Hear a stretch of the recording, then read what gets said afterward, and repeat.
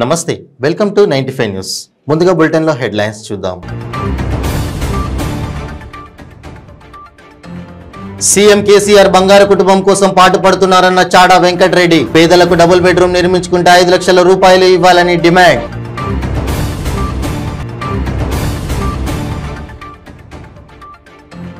రెండు తలల పాములను విక్రయిస్తున్న ముఠాను పట్టుకున్న హైదరాబాద్ ఎస్ఓటి పోలీసులు నిందితుల నుండి 2 పాములు 1,90,000 నగదు 2 కార్లు స్వాధీనం। మహేశ్వరం నియోజకవర్గం బీఆర్ఎస్ పార్టీలో భగ్గుమన్న వర్గ విభేదాలు మంత్రి సబితా ఇంద్రారెడ్డిపై సీనియర్ నాయకులు కొత్త మనోహర్ రెడ్డి తీవ్ర విమర్శలు। హలీం రుచులతో పర్యాటకులను ఆకట్టుకుంటున్న విశాఖ నగరం రంజాన్ మాసానికి ముందే పలు స్టాల్స్ లో రెడీ అయిన గుమగుమలాడించే హలీం। ఇప్పుడు బులెటిన్ లో డీటెయిల్స్ చూద్దాం। ఎన్నికల ముందు ఇచ్చిన హామీలను సీఎం కేసీఆర్ గాలికి వదిలేసి బంగారు కుటుంబం కోసం పాటుపడుతున్నారని సిపిఐ జాతీయ కార్యవర్గ సభ్యుడు మాజీ ఎమ్మెల్యే చాడా వెంకటరెడ్డి విమర్శించారు। తెలంగాణ రాష్ట్రం ఏర్పడితే సమస్యలన్నీ పరిష్కారం అవుతాయనుకుంటే సమస్యల వలయంగా మారిందన్నారు। కరీంనగర్లో ఏర్పాటు చేసిన విస్తృత స్థాయి కార్యకర్తల సమావేశానికి ముఖ్య అతిథిగా హాజరై మాట్లాడారు। తెలంగాణ ప్రభుత్వం ఏర్పడి 9 ఏళ్లు గడిచినా కూడా ఎక్కడ వేసిన గొంగలి అక్కడే ఉందని అన్నారు।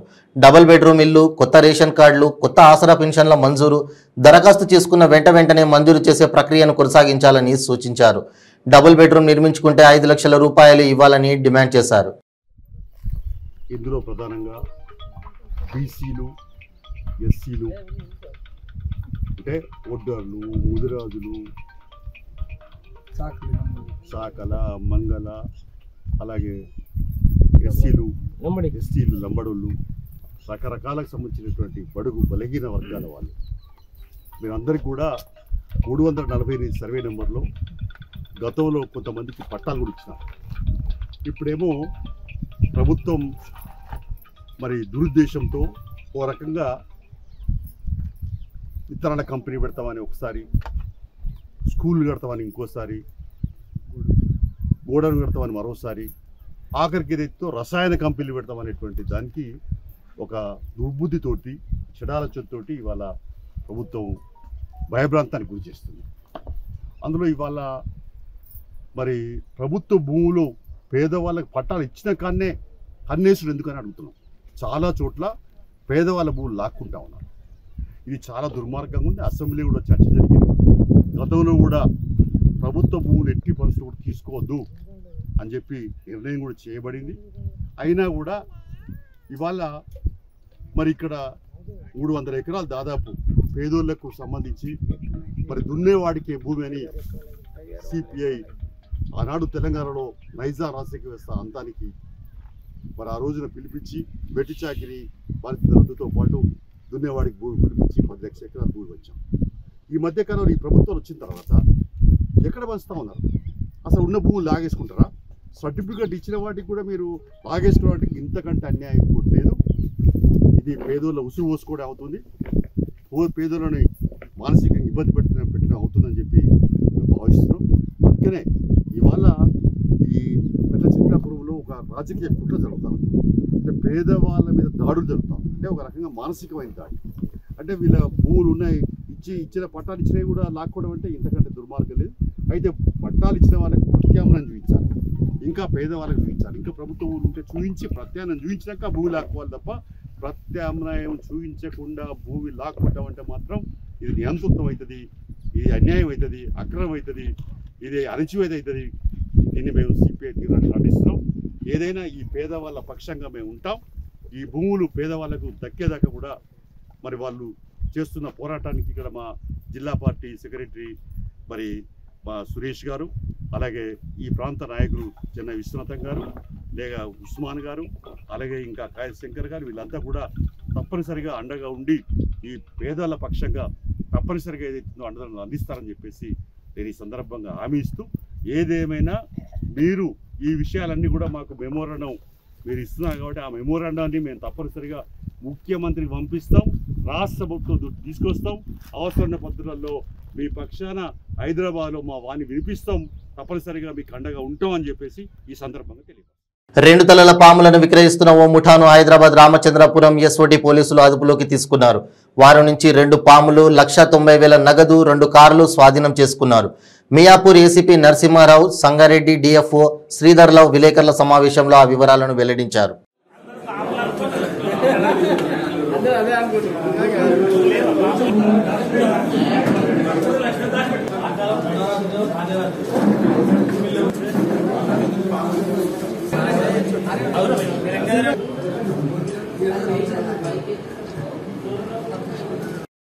ఈ మాణిక్ రెడ్డి అనే అతని ఇంటిలో ఈ 2 తలల పాము, ఈ 2 తలల పాముల్ని అక్రమంగా తీసుకొచ్చి అధిక ధరలకి వేరే వాళ్ళకు అమ్ముతున్నారని చెప్పి ఇన్ఫర్మేషన్ రాగా ఈ ఆర్సీపురం పోలీసులు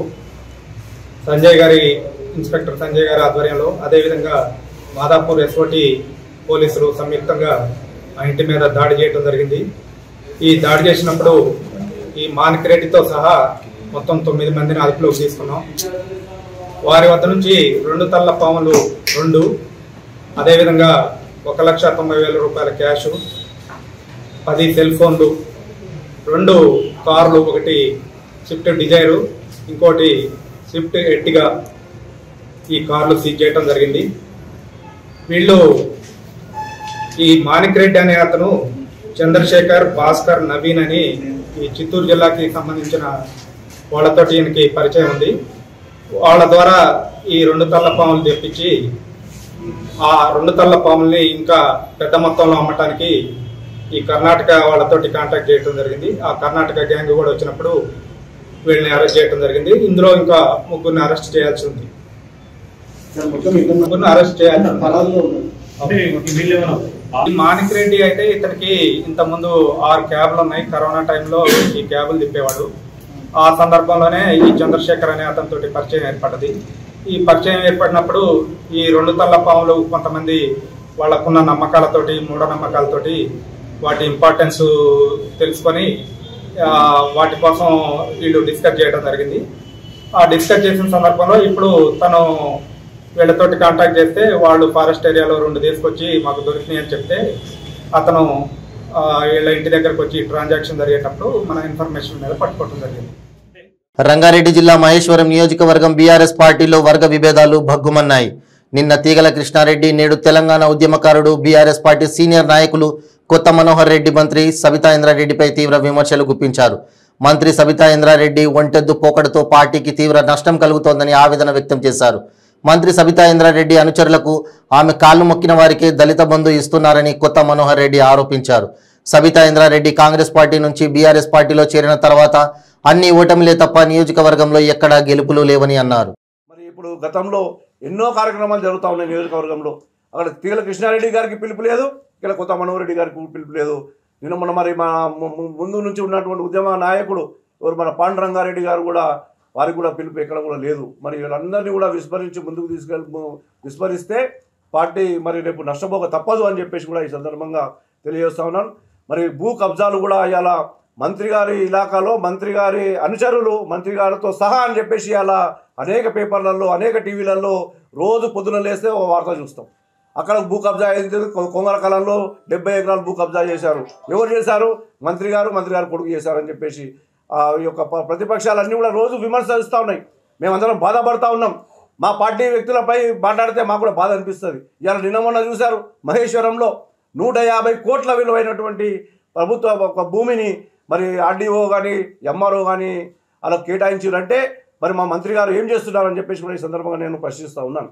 ఎందుకంటే ఒక మంత్రి ఇలాకాలో, మంత్రి నియోజకవర్గంలో 150 కోట్ల రూపాయల ఇలా కబ్జా జరిగిందంటే ఇలా ఏ విధంగా మన నియోజకవర్గం ఉందో ఒకసారి అర్థం చేసుకోవాలి. ఒక రాష్ట్రంలో ఇప్పటివరకు ఎక్కడ కూడా ఒక తహసీల్దార్పై, ఒక ఎంఆర్ఓపై ఎక్కడ కూడా కేసు నమోదు కాలేదు. మొట్టమొదటి కేసు మన మహేశ్వరం నియోజకవర్గంలోనే ఈ యొక్క కేసు నమోదైందని చెప్పేసి కూడా ఈ సందర్భంగా తెలియజేస్తూ ఉన్నాను. మరి ఇవన్నీ కూడా గుర్తించి మరి నియోజకవర్గాన్ని అభివృద్ధి పనులు నడిపిస్తూ అందరినీ కలుపుకొని పోతేనే ఈ యొక్క నియోజకవర్గం ముందుకెళ్తుంది. ఇట్లనే ఒంటెద్దు పోకడపై పోతే మాత్రము రేపు రాబోయే రోజులలో ఓటమి చెవి చూడక తప్పదు అని చెప్పేసి కూడా నేను ఈ సందర్భంగా తెలియజేస్తున్నాను. మా ముఖ్యమంత్రి కేసీఆర్ గారు ఇలా ప్రతి వ్యక్తిపై ఒక్కొక్క కుటుంబానికి ఏ విధంగా సంక్షేమ ఫలాలు అందాలను ఆ విధంగా పనిచేస్తూ ఉంటే మా మహేశ్వర్ నియోజకవర్గంలో మాత్రము ఎక్కడ పెద్ద నాయకులని సీనియర్లని ఎక్కడైతే పక్కకు పెడితే ఎట్లా బాగుంటుందో ఎట్లా పక్కకు నూకేసి ముందుకు పోవాలనే ఆలోచననే చేస్తున్నాం తప్పే మా ఒక ముఖ్యమంత్రి కేసీఆర్ గారి ఫలాలు కూడా సరిగ్గా అందట్లేదు అలా అని చెప్పేసి దళిత బంధు ఇందాక ఎగ్జాంపుల్గా చెప్పాను. దళిత బంధు లాస్ట్ 100 మందికి రిలీజ్ చేసినప్పుడు మరి వారి సొంత రోజు పొద్దున్న లేచి ఎవరైతే కాళ్ళు మొక్తారో వాళ్ళకే దళిత బంధు ఇచ్చావు. నిజమైన పౌరులు నిజమైన కార్యకర్తలు వందలాది మంది వేలాది మంది ఉన్నారు. వాళ్ళందరినీ కూడా నిజమైన కార్యకర్తలు గుర్తించి ఈ యొక్క దళిత బంధు ఇవ్వాలి. దళిత బంధుకి ఇట్లా ఈసారి ఏమన్నా ఇంకా ముందు అయితే నేను అవసరం అనుకుంటే ఈ బాలాపూర్ చౌరస్తాలో 1000 మంది దళితులతోటి 2000 మంది దళితులతోటి ధర్నా చేసి వాళ్ళందరికీ న్యాయం చేసే విధంగా నేను ముందుకుంటానని చెప్పేసి కూడా ఈ సందర్భంగా తెలియజేస్తూ ఉన్నాను. 10,000 మందితో బాలాపూర్ చౌరస్తాలో ధర్నా చేస్తారు మహేశ్వరం నియోజకవర్గంలో.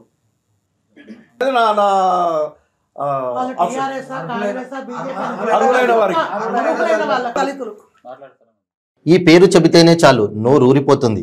మరి హలీం అంటే వెంటనే గుర్తుకొచ్చే పండుగ రంజాన్. రంజాన్ మాసం వచ్చిందంటే చాలు విశాఖ నగరం అంతా హలీం వాసనలతో గుమగుమలాడిపోతున్నాయి. రోజంతా ఉపవాసం ఉండి సాయంత్రం హలీంతో ఉపవాసాన్ని ముగిస్తారు ముస్లిం సోదరులు. రంజాన్ పండుగకు ముందే నగరంలో హలీం విక్రయాలు ప్రారంభమయ్యాయి. ఇప్పటికే పలు స్టాల్స్లో గుమగుమలాడించే హలీం రెడీ అయిపోయింది. రారమ్మని హలీం ప్రియులని ఆహ్వానిస్తోంది. దీంతో పలు ప్రాంతాల్లో హలీం తయారు చేస్తూ విక్రయాలు జోరందుకున్నాయి. గత 2 ఏళ్లుగా రంజాన్ పండుగ వేసవి కాలంలోనే రావటం విశేషం.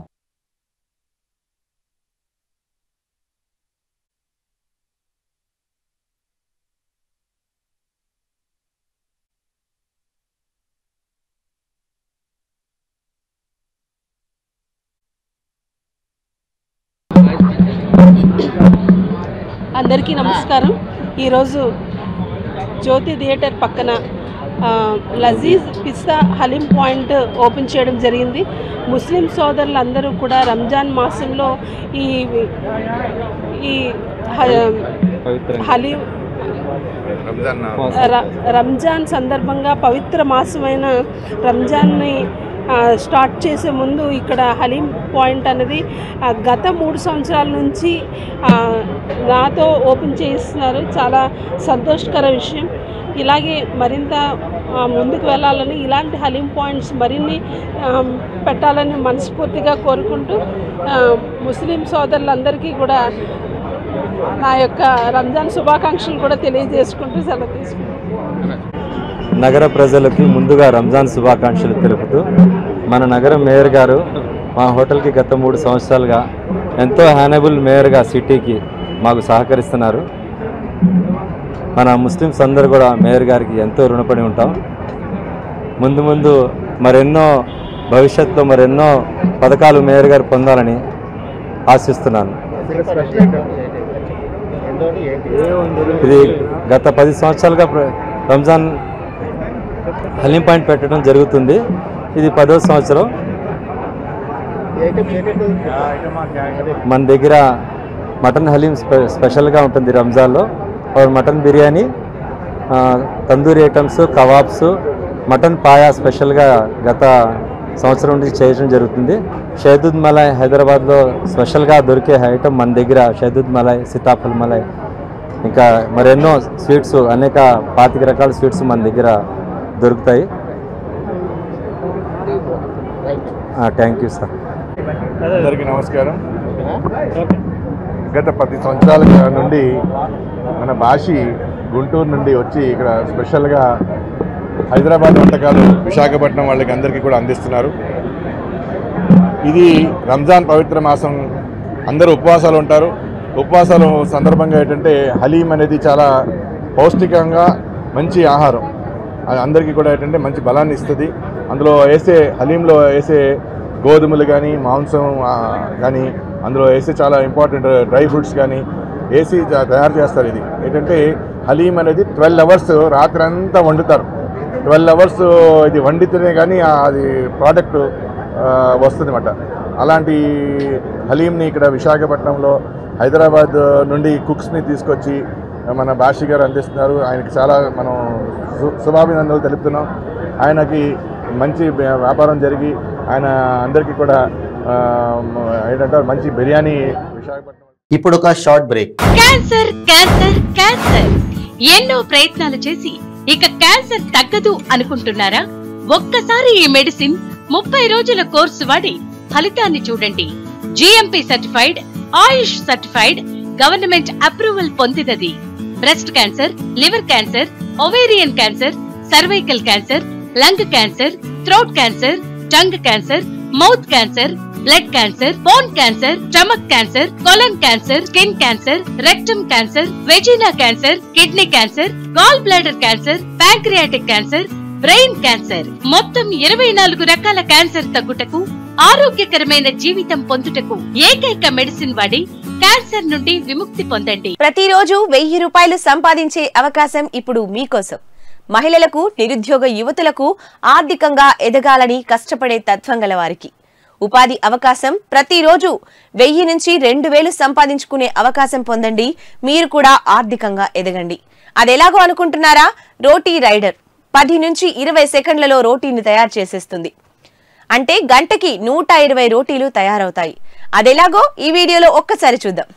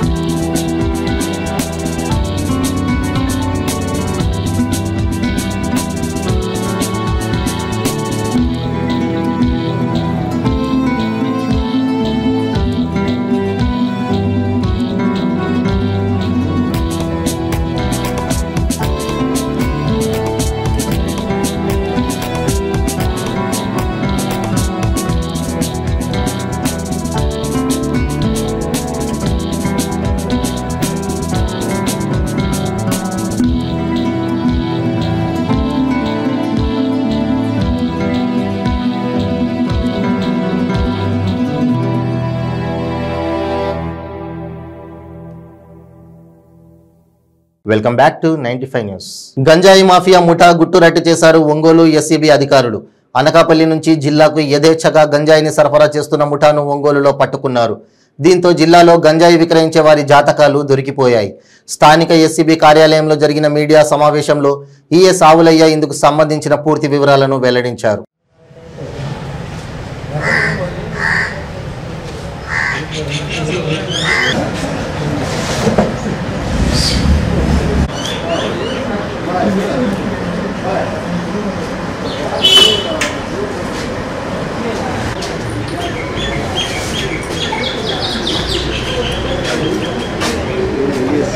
దాడులో ఎస్పీ మల్లికా గారికి ఆదేశాల మేరకండి మరి మా జాయింట్ డైరెక్టర్ కె నాగేశ్వరరావు గారు అడిషనల్ ఎస్పీ అడ్మిన్ ఇప్పుడు ఈసీబీకి హెడ్ ఆయన కూడా ఈ దర్యాప్తులతో కూడా ఆయన పర్యవేక్షణలో చేయడం జరిగింది. ఈ సందర్భంగా నేను రోజు ఒంగోలు ఈసీబీ ఇన్స్పెక్టర్ లత ఆధ్వర్యంలో వాళ్ళ సబ్ ఇన్స్పెక్టర్ గోపాలకృష్ణ మరియు కోటేశ్వరరావు హెడ్ కానిస్టేబుల్స్ ఇతర సిబ్బందితో కలిసి చేసిన దాడుల్లో ఈ గంజాయిని అనకాపల్లికి చెందిన చందక సన్యాసి నాయుడు ఒంగోలు తీసుకుని వచ్చి ఈ చుట్టుపక్క మండలాల్లోకి తర్వాత ఒంగోలు టౌన్లో ఉన్నటువంటి కొంతమందికి సరఫరా చేసే క్రమంలో మేము ఈ రోజున మొత్తం 4 ముద్దాయిలను అరెస్ట్ చేశామండి. వాళ్ళలో కందుకూరు చెందిన ఆయన ఒక ఆయన ఉన్నాడు, ఆయన పేరు రమణయ్య. అదేవిధంగా ఉలవపాడుకు చెందినటువంటి రఘురామయ్య, అదేవిధంగా ఒంగోలు పల్లిపు ప్రసాదు, ఈ చందక నాయుడితో పాటు చందక సన్యాసి నాయుడితో పాటు మిగతా ముగ్గురిని కూడా అరెస్ట్ చేసి వారి వద్ద నుండి 28 కేజీల గంజాయి స్వాధీనం చేసుకోవడం జరిగింది. ఈ నలుగురిని కూడా మేము అరెస్ట్ చేసి కేసు నమోదు చేసి రిమాండ్ చేస్తున్నాం. అదేవిధంగా ఈయన అనకాపల్లి నుండి తెచ్చిన 50 కేజీల గంజాయిలో మిగతా 22 కేజీలు కూడా చాలామందికి అమ్మినాడని దర్యాప్తు తేలింది. వాళ్ళ పేర్లు కూడా మేము నమోదు చేసుకున్నాం. దర్యాప్తులో భాగంగా వాళ్ళని కూడా అరెస్ట్ చేయడం జరుగుతుంది. హైదరాబాద్ సనత్ నగర్ పోలీస్ స్టేషన్ పరిధిలో దారుణం చోటు చేసుకుంది.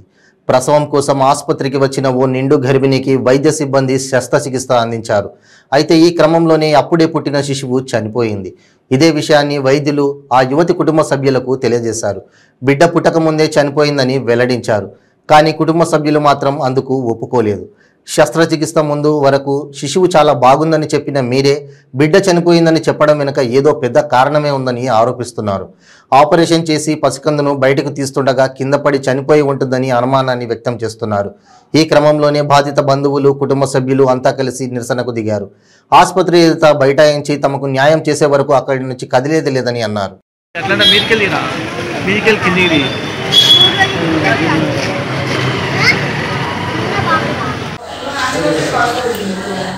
బీసీ జనాభా దామాషా పద్ధతిలో బీసీలకు రిజర్వేషన్లు కల్పించాలని జాతీయ బీసీ సంక్షేమ సంఘం నేతలు కేంద్ర రాష్ట్ర ప్రభుత్వాలను డిమాండ్ చేశారు. తమను విస్మరించే రాజకీయ పార్టీలకు తగిన గుణపాఠం చెబుతామని హెచ్చరించారు. విశాఖలో జాతీయ బీసీ సంక్షేమ సంఘం రాష్ట్ర అధ్యక్షులు వెంగళరావు, విశాఖ జిల్లా అధ్యక్షులు డబ్బీర్ కుమార్ స్వామి మాట్లాడుతూ బీసీ జనగణన చేపట్టి బీసీలకు న్యాయం చేసినందుకు కేంద్ర ప్రభుత్వం చొరవ చూపాలని అన్నారు. తమ సంఘం జాతీయ అధ్యక్షులు ఎంపీఆర్ కృష్ణయ్య బీసీల సంక్షేమానికి వారి హక్కుల సాధనకై నిరంతరం పోరాడుతున్నారని చెప్పారు. పార్లమెంట్లో బీసీ జనాభా ప్రకారం సుమారు 200 ఎంపీలు బీసీలు ఉండాలని, అయితే కేవలం 70 లోపే ఉంటున్నారని ఆవేదన వ్యక్తం చేశారు. రాజకీయ పక్షాలు వచ్చే ఎన్నికల్లో బీసీలకు 50% టికెట్లను ఇవ్వాలని డిమాండ్ చేశారు.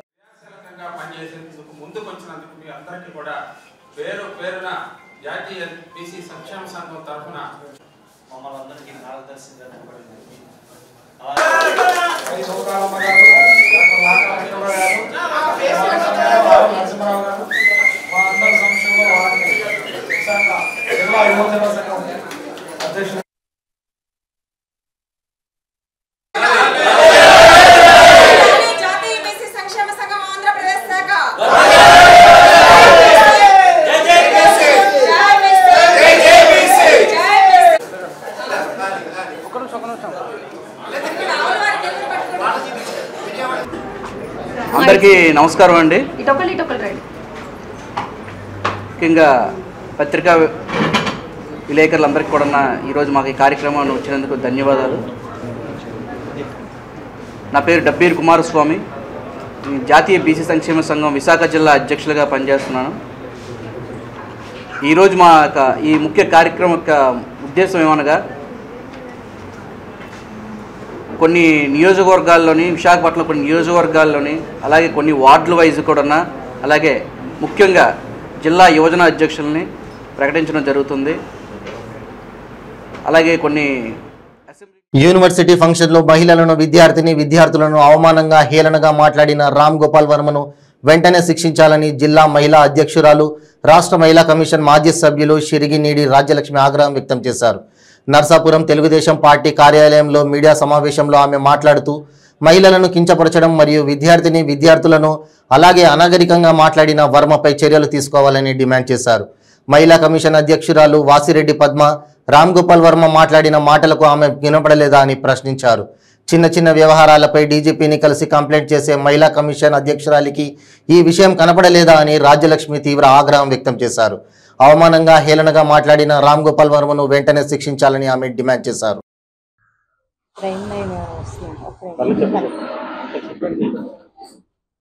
అందరికీ నమస్కారం అండి. మీడియా మిత్రులందరికీ కూడా నమస్కారం. నేను డాక్టర్ రాజ్యలక్ష్మి సిరిగినేడి, పశ్చిమ గోదావరి జిల్లా తెలుగుదేశం పార్టీ మహిళా అధ్యక్షురాన్ని, అదేవిధంగా రాష్ట్ర మహిళా కమిషన్ మాజీ సభ్యురాన్ని. ఈ రోజున మరి మా నర్సాపురం నియోజకవర్గంలో మా పార్టీ ఆఫీసులో ఈ కార్యక్రమాన్ని నిర్వహిస్తున్నాము. ఎందుకంటే తాగండి, తినండి, పరిగెట్టండి, లేకపోతే మీ ఇష్టం వచ్చినట్టు బిహేవ్ చేయండి, లేదంటే కనుక విచ్చలవిడిగా తిరగండి, ఈ మాటలు అన్నది ఒక సినీ దర్శకుడు, ఒక జంతువు అని అంటున్నాను ఈ రోజున. ఎందుకంటే నేను అంటలేదండి ఆ మాట, ఆయనే క్లాసిఫై చేసుకున్నారు, సర్టిఫై చేసుకున్నారు. ఆయన జంతువుని అని చెప్పి ఆయన సర్టిఫై చేసుకున్నారు. ఆయనే రామ్ గోపాల్ వర్మ. ఒక విశ్వవిద్యాలయంలో సభ్యత సంస్కారాలు నేర్పించేటటువంటి ఒక విశ్వవిద్యాలయంలో, చదువు సంస్కారం నేర్పించేటటువంటి ఒక విశ్వవిద్యాలయంలో అన్న మాటలు ఇవి. ఈ రోజున ఒక విశ్వవిద్యాలయానికి అంటే నాగార్జున యూనివర్సిటీ అకాడమిక్ ఎగ్జిబిషన్ సందర్భంగా 3 రోజుల సందర్భంగా ఆయన్ని ఒక ముఖ్య అతిథిగా అక్కడ వైస్ ఛాన్సలర్గా పిలిచారు. ఈ రోజున ఒక యూనివర్సిటీకి నేను ఈరోజు అడుగుతున్నానండి, ఒక యూనివర్సిటీకి అంటే పిల్లలు భావి భారత పౌరులుగా తీర్చిదిద్దాల్సినటువంటి ఒక యూనివర్సిటీకి ఎటువంటి వారిని పిలుస్తారు అంటే ఒక పర్ఫెక్టెడ్ పర్సన్ ఈ రోజున పిలిచి ఒక యువతికి ఈ రోజున ఏ సందేశం ఇస్తున్నారు మీరని అడుగుతున్నాను నేను.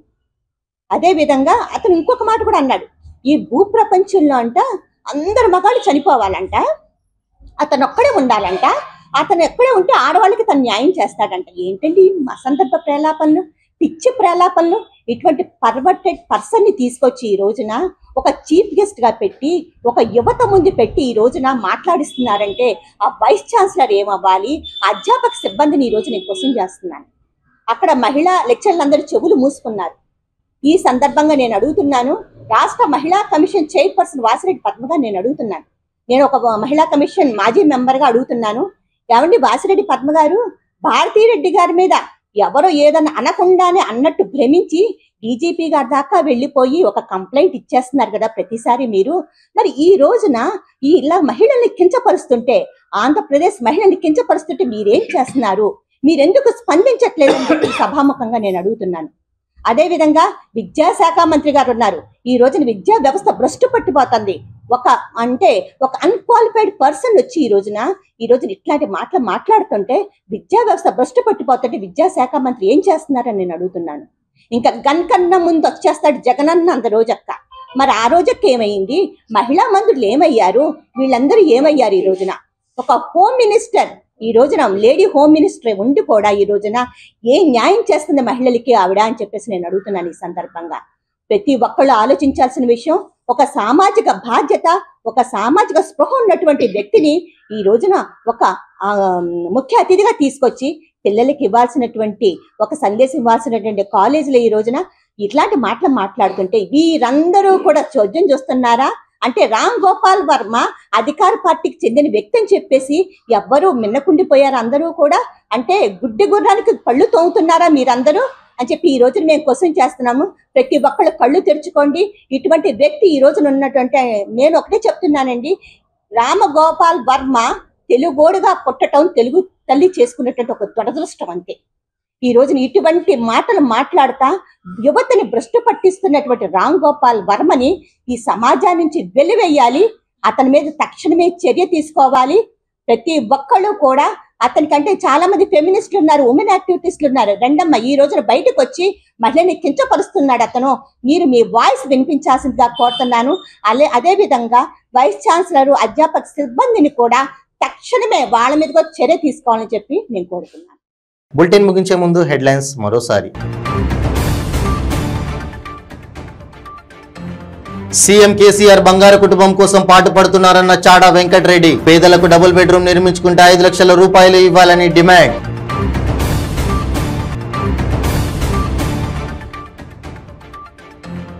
రెండు తలల పాములను విక్రయిస్తున్న ముఠాను పట్టుకున్న హైదరాబాద్ ఎస్ఓటి పోలీసులు. నిందితుల నుండి 2 పాములు, 1,90,000 నగదు, 2 కార్లు స్వాధీనం. మహేశ్వరం నియోజకవర్గం బీఆర్ఎస్ పార్టీలో భగ్గుమన్న వర్గ విభేదాలు. మంత్రి సబితా ఇంద్రారెడ్డిపై సీనియర్ నాయకులు కొత్త మనోహర్ రెడ్డి తీవ్ర విమర్శలు. హలీం రుచులతో పర్యాటకులను ఆకట్టుకుంటున్న విశాఖ నగరం. రంజాన్ మాసానికి ముందే పలు స్టాల్స్ లో రెడీ అయిన గుమగుమలాడించే హలీం. ఇవి బులెటిన్ అప్డేట్స్. మరిన్ని అప్డేట్స్ కోసం చూస్తూనే ఉండండి 95 న్యూస్. ప్రతిక్షణం ప్రజాక్షేమం కోసం. నమస్తే.